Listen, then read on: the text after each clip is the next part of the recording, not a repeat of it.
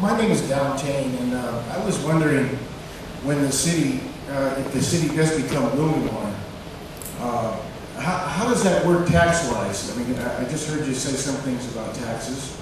Well, what does the city do? Does the city go through and reassess properties, or they go by what the county is assessed to them?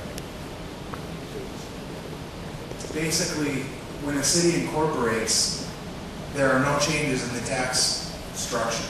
So the property tax that you're paying, the county administers the property tax. The county will then turn around and pay the city what their share is. So there's no new taxes that will go into that. In addition, I mentioned Proposition 218. If your city council decided to increase any taxes, then they would have to put that to a vote, or there's a protest vote. There's a number of different categories, but the bottom line is that you as a citizen would have a say in that process. Okay, so let's say that the assessment isn't correct as of now.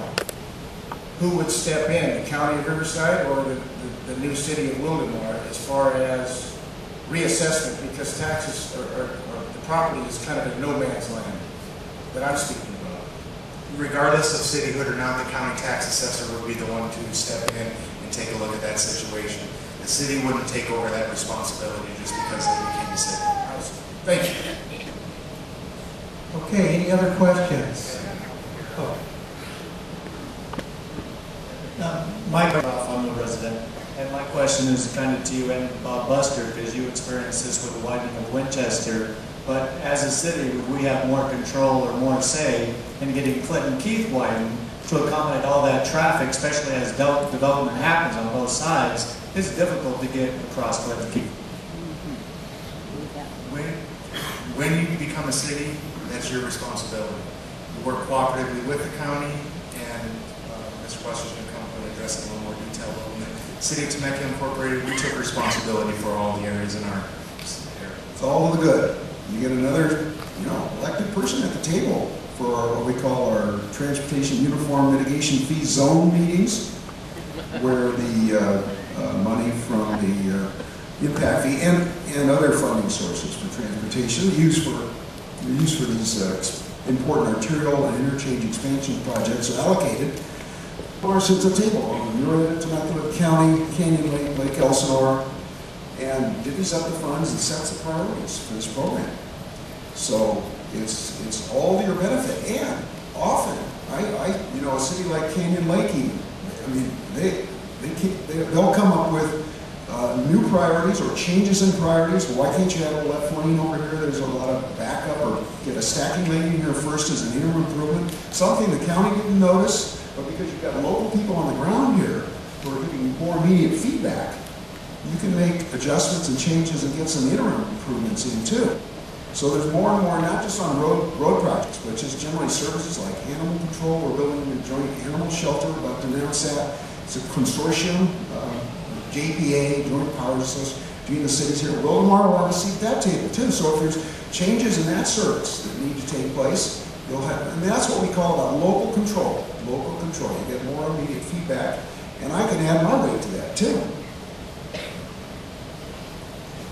Okay, we're going to take one more question here because we're got to stay within our time frames here. We keep on talking about local control, and I know that comes at a cost. Since 1989 to today, what has been the change in the property tax rate in Temecula? As a percentage, there has been no change.